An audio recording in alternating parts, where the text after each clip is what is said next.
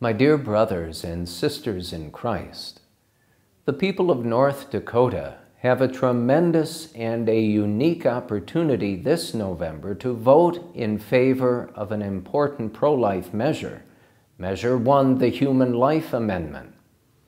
Our Catholic Church strongly supports this proposed amendment, and I urge you to be educated about it and ultimately to join both me and Bishop John Folda in voting yes for Measure 1. Protecting human life from conception to natural death is essential, and this is why we support Measure 1. As my brother bishops within the United States Conference of Catholic Bishops have always said, for the Church, there is no distinction between defending human life and promoting the dignity of every human person. We are all made in the image and likeness of God. Every human life is sacred from conception to natural death. We therefore have a duty to respect and protect every human life. That is exactly what Measure 1 does. The amendment reads, "The inalienable right to life of every human being at any stage of development must be recognized and protected."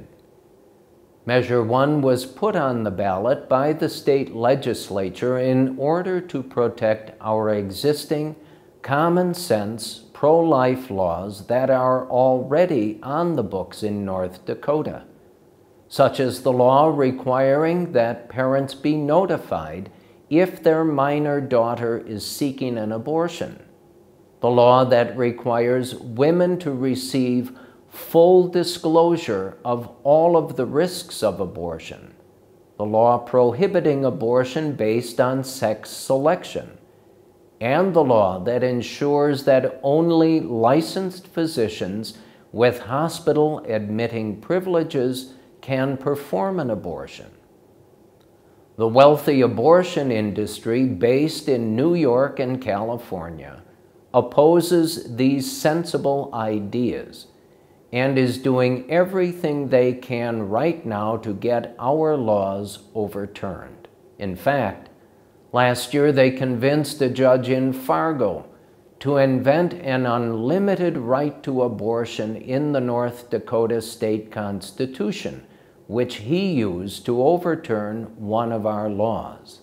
Make no mistake, if Measure 1 fails, every pro-life law in North Dakota will be at risk. There has been a lot of misinformation raised by opponents.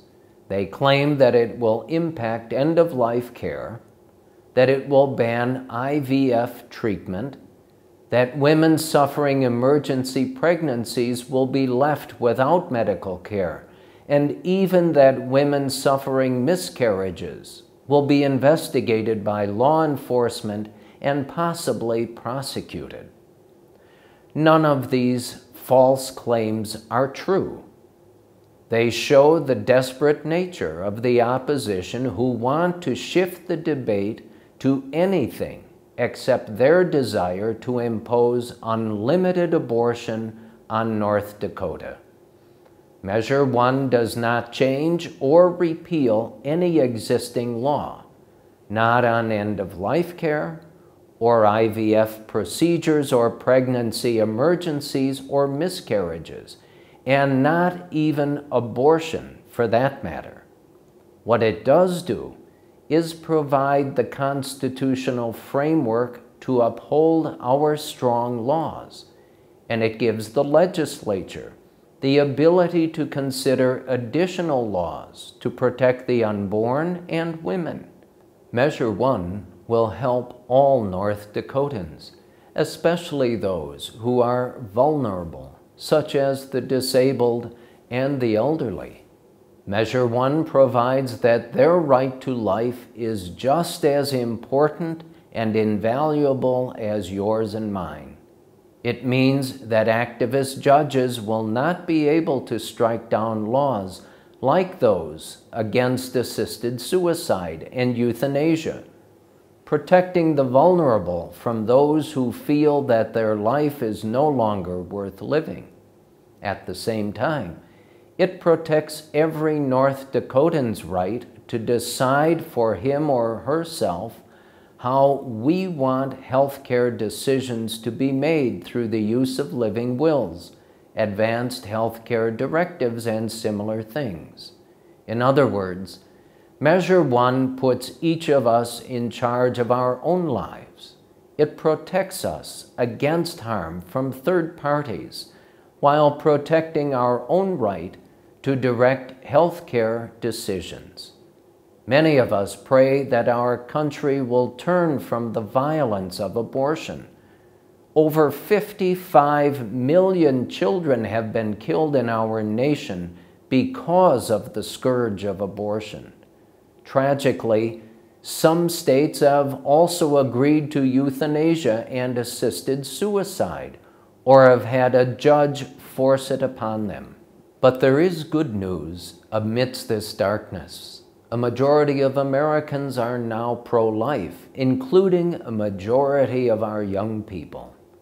That is very encouraging, and we as Catholics are leading the conversation about the essential dignity of the human person and our moral duty to protect life at every age and at every stage.